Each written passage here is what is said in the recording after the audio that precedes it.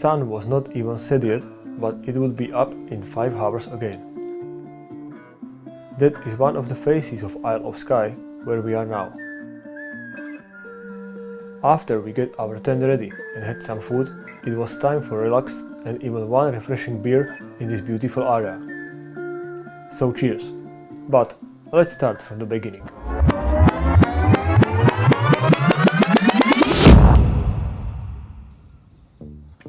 Right now, it seems that air travel is more accessible for people with a bit more money.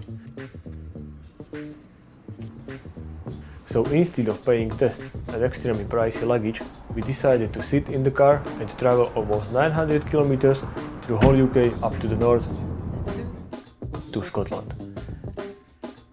If you are thinking about Scotch right now, I'm excited about that one too. But first, we had to get there. But with my blunderer after 3 coffees and 2 Red Bulls, 8 hours drive would easily turn into 12 hours. On the road, we went through whole scale of weather, but that is expected for United Kingdom.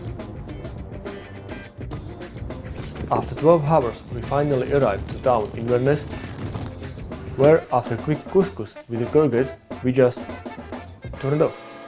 But after proper rest, everything started. Welcome to Scotland.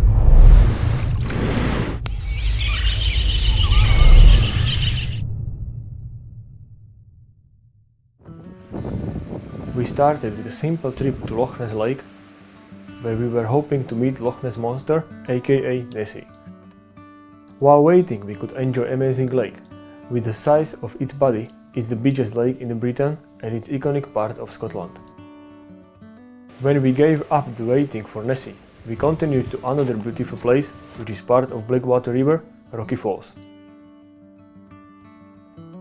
These waterfalls, placed in the heart of the forest, offered great relax and clear air disturbed by only annoying midges. Scotland has an advantage that you can set your camp absolutely anywhere. We decided for Isle of Skye, island which is around 2 hours from Inverness. Here we first visited the fairy pools, known as a waterfall phenomenon that offers a refreshing natural swimming pools mostly for frost-hardy swimmers. Before the sunset, we wanted to climb a beautiful place called Old Man of Store. Legend says there was a giant living here once, and after the burial his fingers were left sticking out of the ground, creating famous rocky sceneries. This location is also known from many movies, for example Prometheus by Ridley Scott. After this trip, it was time to unwind. We found the perfect place for camp, set our tent on the cliff and savored the magic of the place.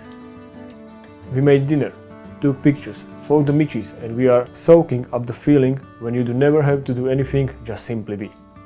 Midges didn't give us break even through photographing, but they didn't stop us from taking pictures like this. After we get our tent ready and had some food, it was time for relax and even one refreshing beer in this beautiful area. So cheers!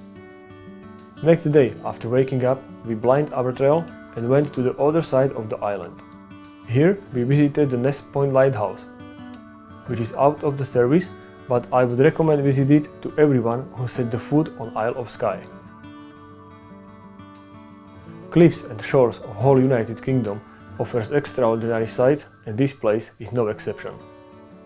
Next plan was to climb the highest point of the Great Britain, Ben Nevis. That is located near to the Glenfinnan Viaduct, known from movies about Harry Potter, where we got to see the Hogwarts train. But back to Ben Nevis. Travel to the top takes around 3 hours, and from all highest 3 mountains of Britain, I would say this one was the easiest. Unless you choose another way of heading to the top. Ben Nevis and his monument says it all.